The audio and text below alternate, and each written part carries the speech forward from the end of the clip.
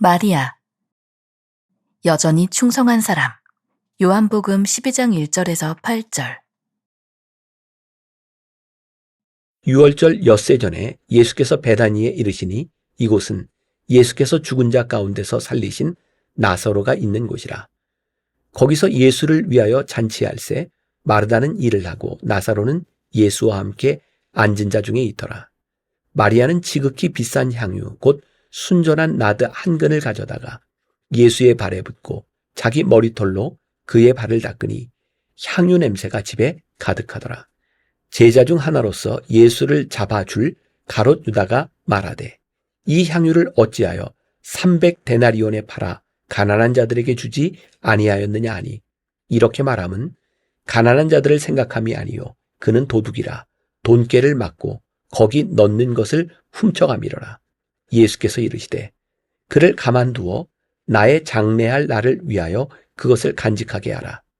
가난한 자들은 항상 너희와 함께 있거니와 나는 항상 있지 아니하리라 하시니라. 말씀으로 들어가기. 예루살렘 변두리의 초라한 마을 베다니에 마리아와 마르다, 나사로 남매가 살고 있었습니다. 베다니는 소외된 사람들이 격리되어 사는 강림산 기슭에 위치한 마을이었습니다. 이들은 부유하지도 특별하지도 않았으며 가장인 나사로는 죽은 지 나흘이나 되었습니다. 그러나 선한 목자이신 예수님은 죽었던 나사로를 살려주시고 이들의 가정에 참 생명을 불어넣으셨습니다. 감동의 시간이 지나갔습니다.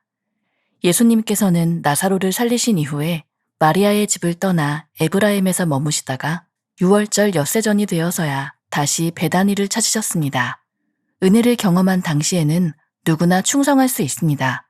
그러나 시간이 지나서도 받은 은혜를 기억하며 헌신과 감사를 바치는 것은 오로지 충성하는 자의 삶입니다. 충성은 성령을 받을 때 나타나는 현상이 아니라 시간이 지나서 맺어야 하는 성령의 열매인 것입니다. 마리아는 충성의 열매를 맺었습니다. 옥합을 깨뜨려 예수님께 향유를 붓고 자신의 머리카락으로 예수님의 발을 씻었습니다. 고대 근동지방에서 향유는 지극히 귀하고 재산적 가치가 있는 것이었습니다. 그렇기에 결혼정년기 여인들은 결혼 지참금으로 향유를 마련하고는 했습니다. 또한 마리아의 향유는 300데나리온의 순전한 나드였는데 1데나리온은 장정이 하루 동안 열심히 일하여 받을 수 있는 품삯이었음을 감안하면 예수님께 부어진 향유가 마리아에게 얼마나 큰 것이었는지 알 수 있습니다.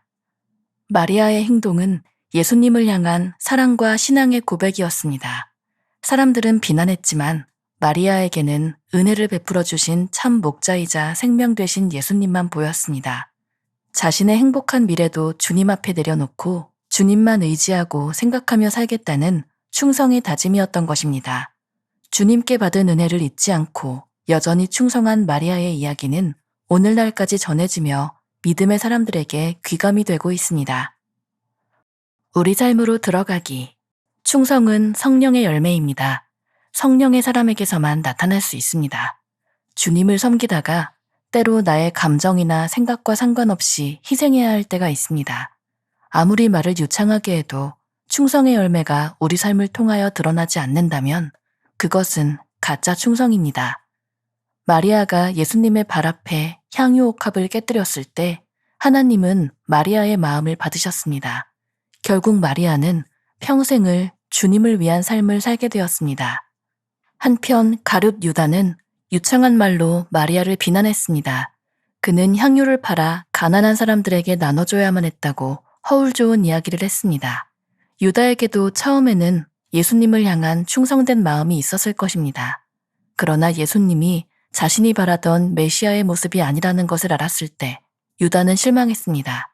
마음이 상하고 분노하여 예수님을 팔아넘기기까지 했습니다. 자신을 제자로 부르고 사랑해 주신 예수님의 은혜는 이미 기억 속에서 사라지고 없었습니다. 그의 충성에는 희생과 헌신이 없었고 열매가 없었습니다. 가짜 충성이었던 것입니다. 하나님은 오늘도 충성하는 사람을 찾고 계십니다. 그리고 마음을 다하여 충성의 열매를 맺는 이들을 기억하십니다. 유다의 삶이 아닌 마리아의 삶을 살기로 결단하고 살아내는 여러분이 되시기를 소망합니다. 함께 나누기. 오늘의 말씀을 묵상하며 가장 마음에 와닿은 부분을 나눠보세요. 내가 다시 기억해야 할 하나님의 은혜는 무엇입니까? 내 기분이나 상황과 상관없이 꾸준히 충성하는 부분이 있습니까? 오늘로써 벌써 44주차를 맞이하고 있네요. 오늘 말씀의 주인공은 마리아, 여전히 충성한 사람. 오늘 말씀의 주제는 충성입니다. 44주를 지나오는 동안 혹시 여러분들 그런 생각을 해보셨어요? 오늘까지 44명, 연말까지 가면 52명의 인물에 대해서 다루고 있는데 여자들이 몇 명이나 나왔을까? 의도적이었던 것은 아닌데 제가 가만히 생각해 보니까 구약에서 딱 한 번 여자가 나왔습니다. 당연히 기억을 못 하시겠죠? 라합입니다. 그리고 신약에서 딱 한 사람 여자, 마리아에 대한 이야기를 나누게 됩니다. 52주 동안 나오는 두 명의 여인, 오늘 이 마리아는 어떤 사람이었을까? 어쩌면 그 여인에게 이 충성이라고 하는 말이 잘 어울리지 않는 것 같은데 오늘 마리아를 생각하면 충성을 떠오르게 됩니다. 여기서 마리아는 예수님의 어머니 마리아가 아니라 요한복음 11장에 예수님께서 베다니에 나사로를 죽음 가운데서 살리셨던 그때 나사로의 누이였던 마리아와 마르다, 그 마리아를 이야기하고 있습니다. 우리가 성경을 보면서 종종 이렇게 헷갈리는 부분들이 있죠. 오늘 여기 12장에 나오는 마리아가 유명한 것은 예수님 앞에서 향유 옥합을 깨뜨렸던 300데나리온이나 되는 향유 옥합을 깨뜨렸던 여인. 그래서 누가 봐도 이 여인은 의심한 여지가 없이 바로 나사로의 누이 마리아입니다. 11장에 죽은 자를 살리신 사건 이후에 12장에 그 이후에 베다니에서 잔치를 베풀었다라고 되어 있으니까요. 그런데 이 똑같은 향유 옥합을 깨뜨렸던 한 여인에 대한 이야기가 누가복음 7장에도 나와 있습니다. 근데 그 누가복음 7장에 나와 있는 이 여인은 오늘 이 나사로의 누이 마리아라기보다는 가늠하다 현장에 붙잡혔던 여인이 아니었을까라는 생각을 하게 되는 부분이죠. 제가 성서학자가 아니니까 잘 모르겠어요. 여기 있는 이 마리아는 바로 베다니 나사로의 누이였던 마리아다라고 하는 것을 생각하면서 자, 오늘 잔치가 벌어지고 있습니다. 근데 제가 이스라엘에 가보니까 여러분들 책에도 나왔지만 이 베단이라고 하는 지역이 나와 있는데 이 베단이는 예루살렘 변두리에 있는 아주 작은 그런 마을이었고 그 당시에는 상당히 소외된 사람들이 격리되어 살던 것이 베다니 지역입니다. 그냥 추론하건대 마리아와 마르다, 나사로가 그렇게 부유한 사람이 아니었을 것 같아요. 그런데 이들이 예수님을 위해 잔치를 베풀었고 그 잔치 자리에서 마리아는 300데나리온이나 하는 순전한 나드, 향유 옥합을 깨뜨립니다. 300데나리온, 그게 어떤 의미인지 아시죠? 당시 한 데나리온은 하루 성인의 품삯이었어요. 그러니까 거의 1년치의 월급에 해당하는 그 순전한 나드를 깨뜨렸다. 또 여인에게 이 향유 옥합이라고 하는 것은 결혼을 준비하는 그런 돈, 그런 가치를 가지고 있는 것이니까 어쩌면 그렇게 부유하지 않았던 마리아에게는 전 재산과 같은 것을 다 깨버리는 일이었을 것 같아요. 제가 언젠가 설교하면서 그런 얘기를 한 적이 있습니다. 예수님께서 향유 옥합을 깨뜨린 이 여인에 대하여 이 여인을 기념하라 라고 했을 때 예수님은 향유 옥합을 깨뜨린 것에 대한 기념이 아니라 이 여인이 얼마나 예수님을 사랑했는가에 대한 것을 기념하라고 말씀하신다. 오늘 우리가 보아야 될 것은 마리아가 향유 옥합을 깨뜨린 것이 아니라 이 여인이 얼마나 예수님을 사랑하여 어떤 충성을 했느냐를 보게 되는 것이죠. 제가 쓴 책이지만 이 책 중에 정말 오늘 제가 다시 말씀을 준비하면서 읽었던 부분 중에 제가 다시 한번 이렇게 와닿았던 부분이 있어요. 말씀으로 들어가기 중간쯤에 보면 이런 구절이 있는데 은혜를 경험한 당시에는 누구나 충성할 수 있습니다. 그러나 시간이 지나서도 받은 은혜를 기억하며 헌신과 감사를 바치는 것은 오로지 충성하는 자의 삶입니다. 그래서 여기 충성을 성령의 열매라고 말하고 있어요. 충성은 어느 한순간의 감정이 아니라 성령의 열매로서 나타나는 것이 충성이다. 여기에서도 이야기했지만 우리가 은혜를 받을 당시, 우리의 마음이 뜨거웠을 당시에는 뭐든지 할 것 같아요. 그래서 쉽게 맹세하기도 하죠. 그러나 그 감정이 사라진 다음에도 여전히 충성할 수 있는가? 그게 성령의 열매로서의 충성이라는 거예요. 그리고 성령의 열매로서의 충성은 분명한 헌신을 통하여 나타나는 거죠. 우연히 오카는 목사님의 설교 쇼츠를 이렇게 듣게 되었어요. 어떤 상황에서 설교를 하신지는 모르겠는데 그런 얘기를 하세요. 사람들이 은혜를 받는다고 모든 사람들이, 은혜 받은 사람들이 가치관이 변하는 것은 아닙니다. 은혜를 받고 끝나는 사람도 있고 은혜를 받음으로 인하여 삶의 가치관이 변하는 사람이 있습니다. 그러고 보니까 은혜를 받고 뜨겁기는 한데 여전히 삶이 변하지 않는 사람들이 참 많더라고요. 진짜 그리스도인은 은혜를 받은 것으로 그치는 것이 아니라 은혜를 받은 것으로 인하여 삶의 가치관이 변화되는 거죠. 마리아의 충성은 그가 예수님께로 받은 사랑과 그 은혜로 인하여 그의 삶을 충성하는 사람으로 그의 가치관이 어디에 있는지를 분명히 보여줬다는 거예요. 사실 물질은 우리들에게 늘 큰 도전이 됩니다. 왜냐하면 우리들이 살아가는 삶에 진짜 중요한 게 물질이기 때문이죠. 그래서 물질을 사용하는 것에서 우리의 가치관이 무엇인지가 분명히 드러나게 되죠. 유명한 존 웨슬리 목사님은 이 사람이 회심했는지 그렇지 않은지를 알려면 이 사람의 지갑에서 쓰이는 돈의 용도를 보면 안다라고 말을 했어요. 여러분들이 하나님 앞에 어떤 사람인 것을 가장 분명히 보여주는 것은 여러분들의 지갑에 있는 돈을 여러분들이 어디에 사용하느냐에 있다는 말이죠. 충성은 분명히 드림이 있고 충성은 헌신이 있고 충성은 희생이 따르게 되어 있습니다. 마리아가 바로 그 모습을 잘 보여주고 있는 거죠. 오늘 여러분들의 공동체에서 나눠야 되는 이야기 가운데 하나가 그런 내용이 아닐까요? 나는 주님의 사랑을 알고 주님의 사랑을 입고 살아가는 사람으로 여전히 충성하는 사람인가? 아니면 옛날의 감정 속에 있는 사람인가? 폴 워셔는 그런 이야기를 했습니다. 오늘날 교회에서 일어나는 가장 나쁜 것 중에 하나가 사람들에게 이런 물음을 던지는 거라고요. 구원받았습니까? 그러면 사람들은 과거의 구원의 경험을 이야기합니다. 근데 진짜 중요한 것은 구원받은 경험이 아니라 당신의 구원을 오늘 확증할 수 있느냐는 거예요. 당신이 오늘 구원받은 자로 어떻게 살아가느냐는 거예요. 여전히 충성하고 여전히 헌신하며 살아가고 있는가? 과거의 경험이 아니라 여전히 살아가고 있는가? 사실 우리가 이것 잃어버렸기 때문에 그리스도인으로서의 능력을 상실하고 살아가는 것은 아닌가라는 생각이 들어요.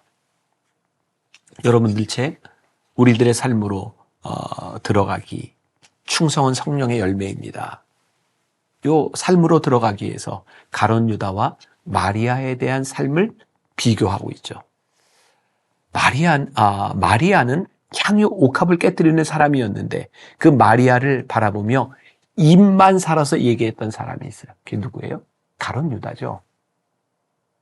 마리아를 질책했던, 왜 이 돈을 허비하냐고 이야기했던 사람들 중에 정작 예수님 십자가에 달리시던 자리에 자리를 지켰던 사람은 아무도 없었어요.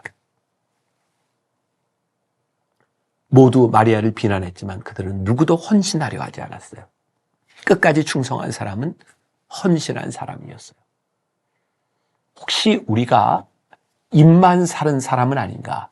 우리는 진짜 희생과 헌신의 삶을 우리들이 살아가고 있는가? 다시 이야기. 충성이 그래서 성령의 열매이구나. 성령을 받고 살아가는 사람들이 열매로 증명되는 것이 뭐라고요? 충성이라고요. 우리들에게 지금 그 충성이 있는가를 생각해 보라는 거예요. 오늘 이 이야기를 여러분들이 오해하지 않았으면 좋겠어요. 야, 교회를 다니면서 이거 헌금하라고 하는구나. 아니, 그게 아니라 우리들이 분명히 충성하는 사람이 된다면 어떤 부분이 될지 모르겠지만 우리들의 삶에 분명한 드림이 있다는 거예요. 희생이 있다는 거예요. 여러분들은 신앙 삶 가운데서 어떤 희생이 여러분들에게 있는가? 이거 한번 나누어 보라는 거예요. 오늘 이름보다 오래 기억되는 성품, 바로 충성에 대한 부분을 다루고 있는 책의 내용을 잠깐 여러분들에게 읽어드리면서 오늘 말씀을 마치려고 합니다. 히브리서 11장 6절은 말합니다. 믿음이 없이는 하나님을 기쁘시게 하지 못하나니 하나님께 나아가는 자는 반드시 그가 계신 것과 또한 그가 자기를 찾는 자들에게 상 주시는 이심을 믿어야 할지니라. 하나님은 첫 번째 믿음이 부족한 것에 대해 책망하지 않으십니다. 증거가 불충분하다고 판단하여 아직 하나님을 향해 전향하지 못할 때가 있습니다. 하나님은 그것을 책망하지 않으십니다. 하나님은 그러한 사람에 대해 긍휼히 여기십니다. 그러나 하나님이 책망하시는 경우가 있습니다.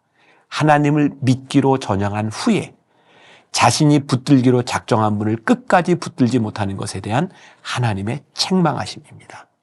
하나님은 일단 하나님을 믿기로 결정한 사람이 충성의 성품을 보이기를 기대하십니다. 충성이란 무엇일까요? 충성의 성품은 믿음의 자세로부터 출발합니다. 믿음은 결단이지만 충성은 성품입니다. 믿음과 충성은 같은 뿌리에서 나오는 단어입니다. 그리스어로 믿음과 충성은 동일한 단어 피스티스에서 출발합니다. 충성이란 믿음의 후반부입니다. 충성이란 내가 한번 믿기로 작정한 그 대상을 끝까지 신뢰하고 붙드는 성품입니다. 초반부에 내려진 전향의 결정에 시간의 검증이 이어지는 것이 충성입니다. 시간의 검증은 매서운 검증입니다. 어떤 것의 진정성을 검증함에 있어서 시간의 검증처럼 무서운 검증은 없을 것입니다. 충성이란 믿음이 시간의 검증을 통과한 성품입니다. 충성의 반대는 변덕입니다.